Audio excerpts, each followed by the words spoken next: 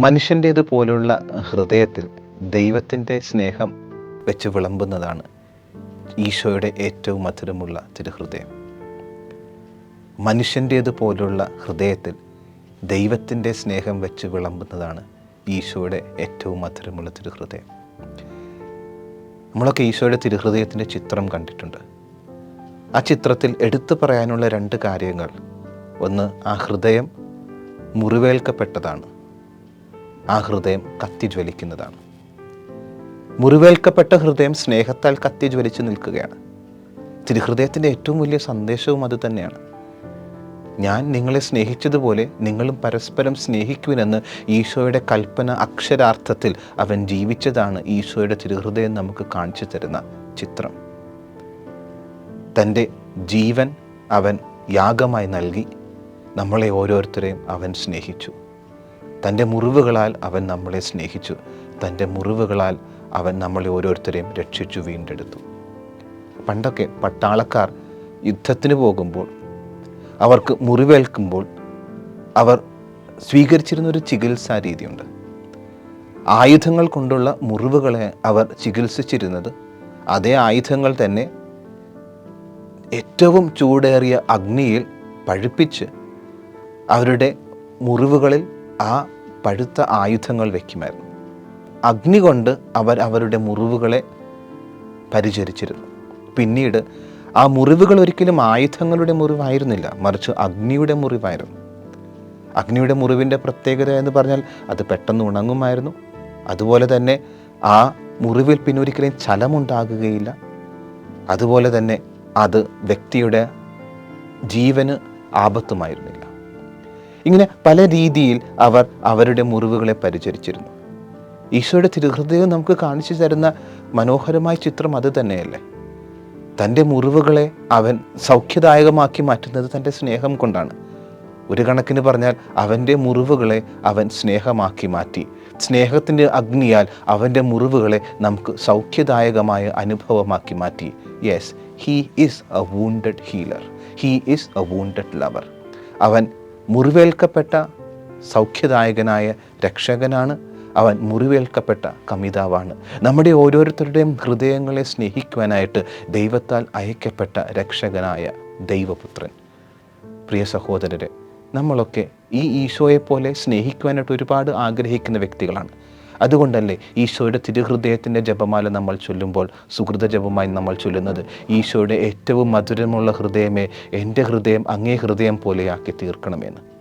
നമ്മളിത് പ്രാർത്ഥിക്കുമ്പോൾ ഒരു കണക്കിന് നമ്മൾ പ്രാർത്ഥിക്കുന്നത് ഈശോയെ അങ്ങേപോലെ സ്നേഹിക്കുവാനായിട്ട് എന്നെയും സഹായിക്കണമേ എന്നല്ലേ. പക്ഷേ നമ്മുടെയൊക്കെ സ്നേഹത്തിന് ഒരു പ്രശ്നമുണ്ട്.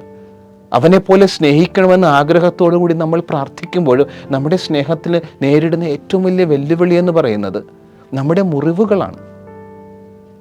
നമ്മൾ സ്നേഹിച്ച വ്യക്തികളൊക്കെ നമുക്ക് സമ്മാനമായി നൽകിയ മുറിവുകൾ പലപ്പോഴും ആത്മാർത്ഥമായി സ്നേഹിക്കുവാനും നമ്മളിൽ നിന്ന് ഇറങ്ങിച്ചെന്ന് വ്യക്തികളെ സ്നേഹിക്കുവാനും വലിയ തടസ്സമാണ്. അത് കുടുംബങ്ങളിലായിക്കൊള്ളട്ടെ, എവിടെയും ആയിക്കൊള്ളട്ടെ. ഇന്ന് തുറന്ന് സ്നേഹിക്കാൻ മനുഷ്യന് ഭയമാണ്. ഈ തുറന്ന് സ്നേഹിക്കാനുള്ള നമ്മുടെ ഭയത്തെ നമ്മൾ അതിജീവിക്കേണ്ടത് ക്രിസ്തുവിനെ നോക്കി പഠിച്ചാണ്. അവൻ പറഞ്ഞു തരുന്നു, സ്നേഹമെന്ന് പറയുന്നത് എപ്പോഴും സന്തോഷകരമായ അനുഭവങ്ങളോട് തുലനം ചെയ്യാനുള്ളതല്ല. സ്നേഹമെന്ന് പറയുന്നത് ഒരുപാട് വേദനകൾ കൂടി സമ്മാനിക്കുന്നതാണ്. അവൻ്റെ സ്നേഹം അവൻ തെളിയിച്ചു തന്നത് തൻ്റെ കുരിശുമരണത്തിലൂടെയാണ്. എവിടെയാണ് എൻ്റെ സ്നേഹത്തിന് തക്കതായ അടയാളങ്ങൾ? അതെ, എൻ്റെ സ്നേഹത്തിന് മുറിപ്പാടുകൾ ഉണ്ടാകണം, എൻ്റെ സ്നേഹത്തിന് മുറിവുകൾ ഉണ്ടാകണം. പക്ഷേ ഈ മുറിവുകൾ ഒരിക്കലും ജീർണിച്ചു പോകാനായിട്ടോ അത് ചലമുണ്ടാകുവാനോ ദൈവസ്നേഹം അനുവദിക്കുകയില്ല. കാരണം അവൻ്റെ കത്തിജ്വലിക്കുന്ന സ്നേഹം എൻ്റെ സ്നേഹത്തെ അവൻ്റെ സ്നേഹം പോലെയാക്കി മാറ്റും. ഇതാണ് ഈശോയുടെ തിരുഹൃദയം നമുക്ക് നൽകുന്ന ഏറ്റവും വലിയ സമ്മാനം. എൻ്റെ മുറിവേൽക്കപ്പെട്ട ഹൃദയത്തെ അവൻ ഏറ്റെടുത്തുകൊണ്ട് അതിനെ രൂപാന്തരപ്പെടുത്തി അവൻ്റെ ഹൃദയം പോലെയാക്കി മാറ്റുന്നു. ആ ഒരു അനുഭവത്തിലേക്ക് നമുക്ക് കടന്നു വരണമെങ്കിൽ ആത്യന്തികമായി നമുക്കുണ്ടായിരിക്കേണ്ടത് തിരുഹൃദയത്തോടുള്ള അതിതീവ്രമായ സമർപ്പണവും ഭക്തിയുമാണ്. നമ്മളെ രക്ഷയുടെ അനുഭവത്തിലേക്ക് നയിക്കുവാനായിട്ട് ദൈവം അപ്പമായി മാറി, ദൈവം സ്നേഹമായി നമ്മുടെ കൂടെ വസിച്ചു.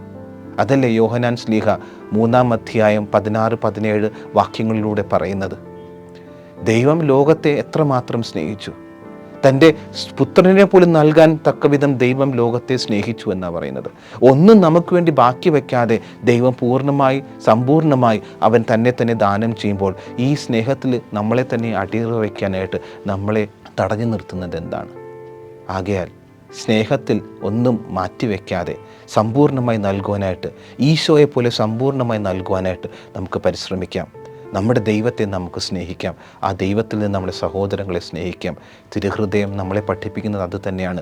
മനുഷ്യൻ്റെ ഹൃദയത്തിൽ ദൈവത്തിൻ്റെ സ്നേഹം ഉൾക്കൊള്ളുന്ന ഈശോയുടെ ഏറ്റവും മധുരമുള്ള ഹൃദയം. നമ്മുടെയൊക്കെ ഹൃദയം മനുഷ്യരുടെ ഹൃദയം പോലെയാണ്.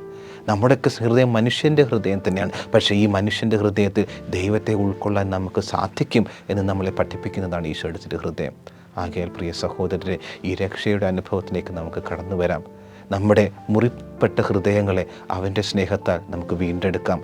ഈശോയുടെ തിരുഹൃദയം നമ്മളെ ഓരോരുത്തരെയും രക്ഷയിലേക്ക് നയിക്കട്ടെ. നമ്മുടെ പ്രാർത്ഥനയും ഇതുതന്നെയായിരിക്കട്ടെ.